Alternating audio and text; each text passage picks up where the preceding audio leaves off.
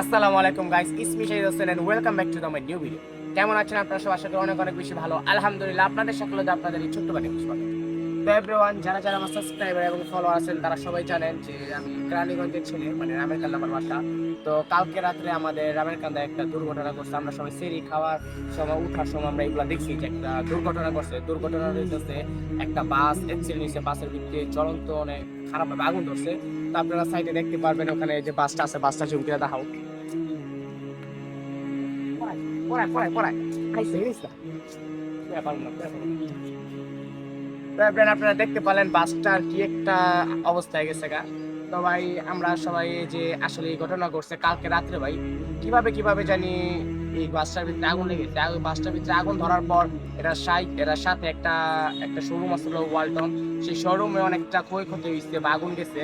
আর তার সাথে একটা মুরগির ছোট একটা দোকান ছিল, সেই দোকানে এই আগুনের তো তাপ আছিল ভাই, যে এই দোকানে যে কিছু মুরগি ছিল, মুরগি অসুস্থ হয়ে গেছে, কিছু মুরগি মারাও গেছে।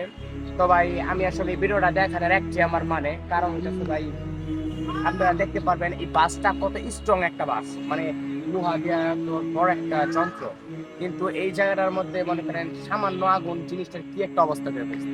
তো আপনারা সবাই এখানে দূর থেকে ভালোভাবে দেখা যেতেছে না, যে আপনারা বিরতে থাকেন, তা আমি আপনাদের একটু দেখায় নিয়ে আসি, যে ভিতরে এবং বাইরে আমি আপনাদের দেখায় নিয়ে আসি।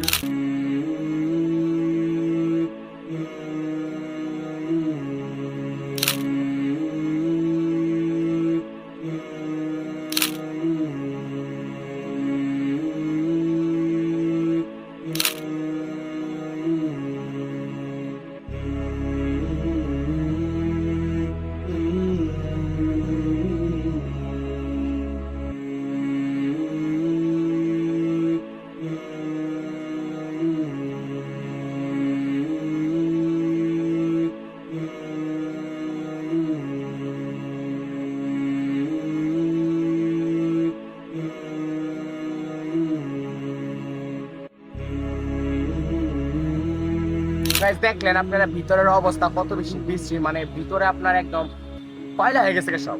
আর আপনার এই যে সিট গুলা দেখতেছেন সবগুলো ঝুলে পুড়ে গেছে, খালি লোহা গুলা দেখা গেছে। বাইর দিয়েও মনে করেন অনেক কুচ্ছিত অবস্থা ছিল, কিন্তু সময় মতো ফায়ার সার্ভিস আসা নিয়ে মনে করেন আপনার পরিস্থিতি একটু সামাল দিতে পারছে। তো ভাই, আসলে এগুলো আপনাদের সাথে বলার একটাই কারণ, ভাই এই দুনিয়ার সামান্য আগুন গাড়িটার কি অবস্থা করছে আপনারা নিজের চোখে দেখলেন, আমি আপনাদের ভিডিওতে দেখালাম। কিন্তু ভাই, আমরা যখন মারা যাবো, মৃত্যুর পর আমাদের নামের আগুন আমাদের কতটা কষ্ট দিবে আপনারা একবার ভাবেন ভাই। দেখেন, আমরা কত অহংকার করি, কত জিদ করি, কত খারাপ কাজে আমরা মগ্ন থাকি, কিন্তু আমরা এগুলো ভাবি না ভাই। আমাদের এরকম দুর্ঘটনাগুলো দেখা শিক্ষা নেওয়া উচিত ভাই, এটা আমাদের মুসলমানদের শিক্ষা নেওয়া উচিত। বাসটার ভিতরে আজকে তো কেউ থাকতেও পারতো ভাই, কেউ যদি বাসটার ভিতরে থাকতো কি একটা অবস্থা হতো ভাই। কিন্তু মহান আল্লাহ তাআলার অসীম অসীম করুণা, যে রোজা রমজান মাসে বাসের মধ্যে কেউ আছিল না, বাসটা পুরো খালি আছিল।